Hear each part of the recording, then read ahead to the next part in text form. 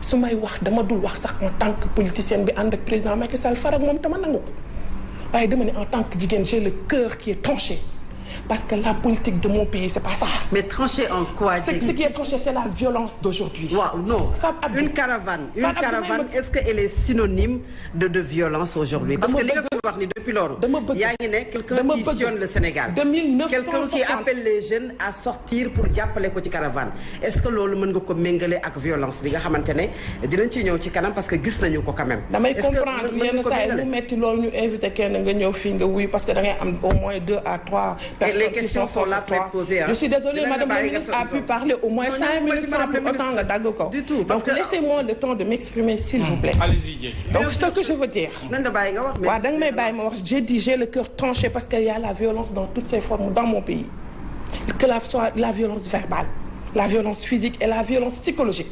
Ku wax ñu napp la. Tey kuy génn da ngay wut garde corps. Ñuy wax neef yi lu tax ñu duñu wut garde corps.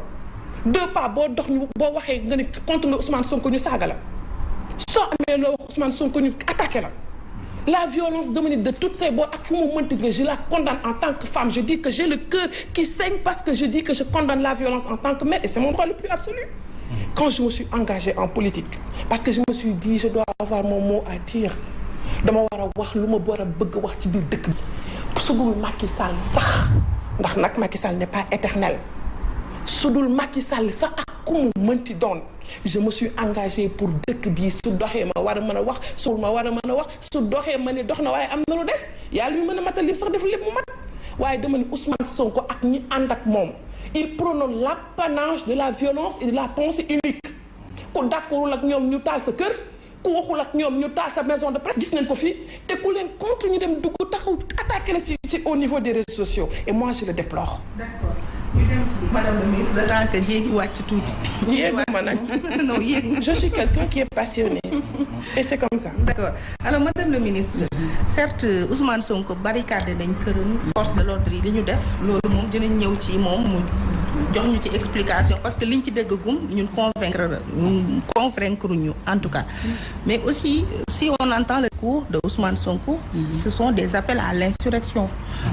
Est-ce que bu fekkoon nguur gi topp na ko ci discours am ak ci attitude am heure bi doon na ko fekk këram bañ koy bari. Voilà merci di wax ne que booy wax loolu c'est looloo démb Sénégal en tout moment que mu bi Ablaye Wade nekkee opposant que mu doon temps bi Macky Sall nekkee defe naa ne nga jug di dem nit yi topp la kenn mësu ko criminaliser kenn mësul yëkkati xolu ki nekk ci pouvoir. non woote ne nañu dem defi asso final déglu waa dinaa bu ñu yeggee nag ci ba nga xam ne léegi soo waree jug ñu ne la soo toogee sa kër ñu ne la doo génn soo waree wax ñu ne la doo ko fi ñu am suñu chaîne nationale boo xam ne ñun ñëpp a ko bokk ñu ne doo fa teg sa tànk bu élection jotee ñi nekk di xeex ak préfet yi ci tribunaux yi y a des choses yoo xam ne mësuñu ko Sénégal plein de contentieux ñuy dem ba équipe bu suñu liste titulaire ñu di ko arrêté c'est-à-dire que dañu créer nit xam nga nit ki boo koy sikk da ngay war a xool ban processus Ousmane Sonko bi nekkoon inspecteur des impôts et syndicaliste ak Ousmane Sonko bi nekk tey lan moo ko indi ak xoolal jalon bi yëpp yow bu ñu la dàqee sa liggéey ci lu ñu tegul fenn parce que ces informations étaient disponibles sur le site du ministère des Finances ku fa demoon gis ko et les médias ont accompagné certains médias évidemment ont accompagné le fait que divulgation de secret donc dooruñu la avertissement dooruñu la dara ñu ràjjee la dàq la ñu ñëwati ci ñu bàyyi yu bari ñu ñëw ba sa kër yaay dugg sa kër yaay di fouiller sa kër yaay di fa seet parrainage dégg naa sa nijaay la xaw ma sa mbokk la mu nekkoon ministre de l'intérieur mu weddi ko devant la télé ñu jàpp gendarme bi ko def mu avoué ne moon na ca kër ga kon weddi gis bokku ci ñu ñëwati ci yeneen choses yoo xam ne du sax sa parti sa militant dee kenn du enquête nga porter plainte c'est pas suivi d'effet ñu jël 400 personnes ci sa parti ci sa ay jeunes jël ko waa léegi kooku est-ce que Fatou Abdou moom Ndeye Fatou mii taxaw fii di def ay analyse géopolitique ñoom mënuñu nekk benn.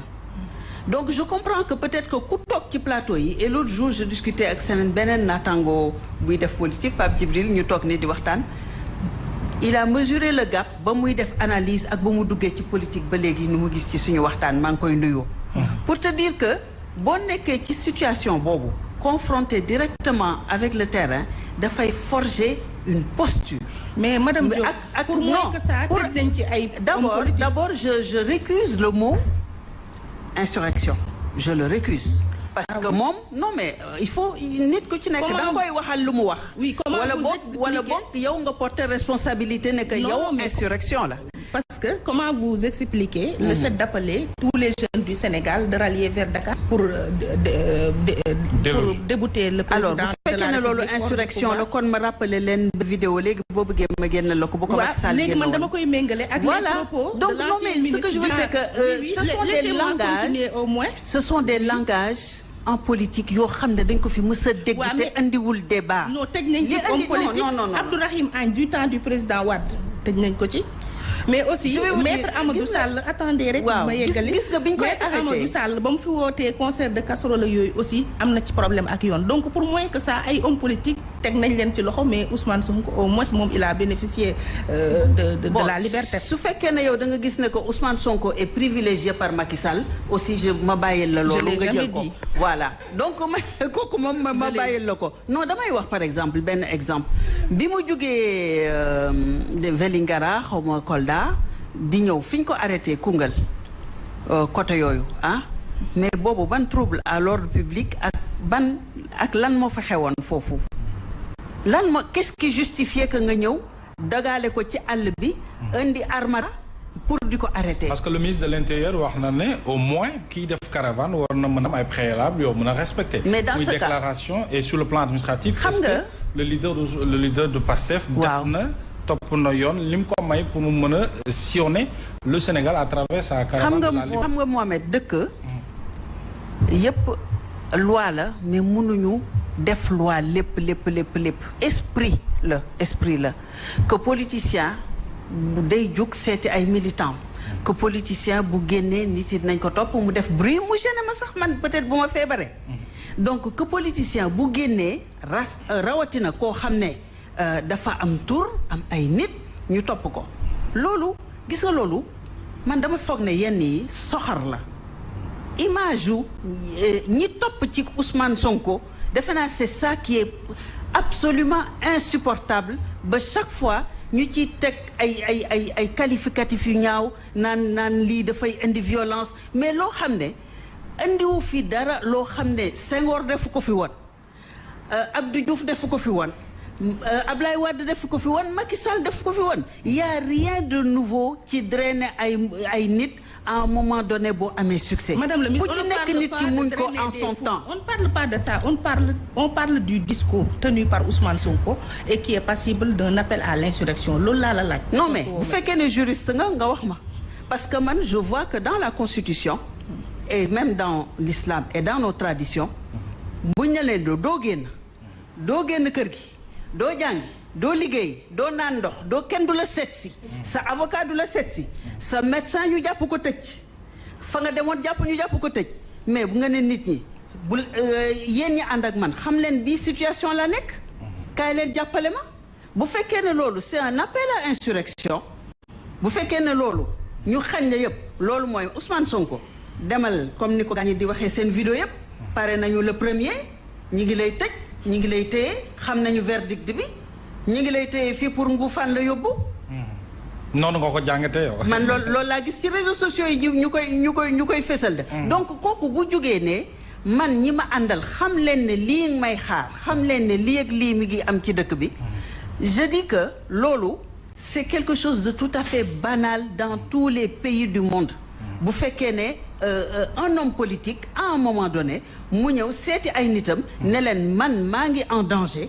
maa ngi nii sotti nañ ma loo xam ne mais c'est du jamais vu au Sénégal asperger directement un produit mais yamul qu'on ne connaît pas même bu dee ndox kese tey na xel asamal ak Sénégal nga xam ne lu ne la ñuy sotsante bu fekkee ne nit ñi dañu bañante nga ñëw directement sur la personne c'est même pas du maintien de l'ordre du grand public nga jël public bi yépp nga sotti benn produit non nga ñëw ba ci nit ki fekk ko ba ci kii toj otoom fekk ko ba ci biir otoom asperger ko benn produit. et ces appels à manifestation li muy indi des morts la ñuy fi compter ak ay violence yoo xam ne ay station d'essence yu ñuy toj ay kër jàmbur yoo xam ne dañu leen di lakk est-ce que vous mesurez votre responsabilité ci loolu nga xam ne yow yaa ngi koy cautionné muy appel à manifester. defe naa ne sànq laa doon seet ci seen internet bi li gën a fës ci internet benn taximan te ñun c'est ce qui nous est arrivé ñun dañ doon dox ndànk ci mbedd mi nous étions 10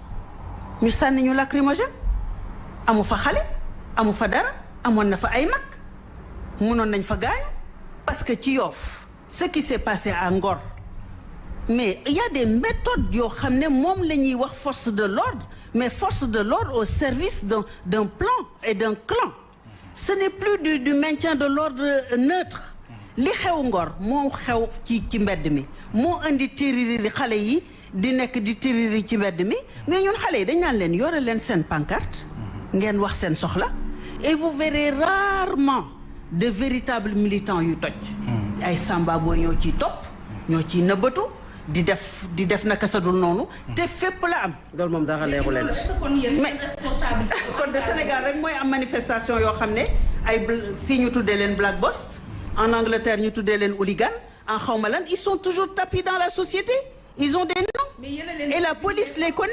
les portes yéen a leen koy ubbil yéen ñi woote ñu manifester ak aussi on a vu une mosquée qui a été profanée à Mermoz mais ça man fekkewuma ko c'est dans le feu de l'action bu fekkee ne lu nit waxul rek ñu sikk ko ci kon nañu génne boolu sikk bi bu fekkee ne lu nit waxul rek ñu sikk ko ci acca la ñu ubbi encyclopédie bi parce que kon ñi sikk dinañ bari. Donc ça c'est pas un argument recevable. Très bien. Ah oui. Donc non c'est pas un argument recevable.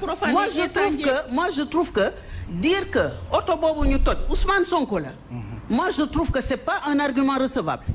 Il n'a rien à voir là-dedans. C'est des manifestations qui ont débordé. Ce sont des forces qui sont censées faire du maintien de l'ordre et qui amènent du désordre et sans discernement à mag ak ndaw jigéen ak góor et qui tirent dans le tas et qui amènent du désordre.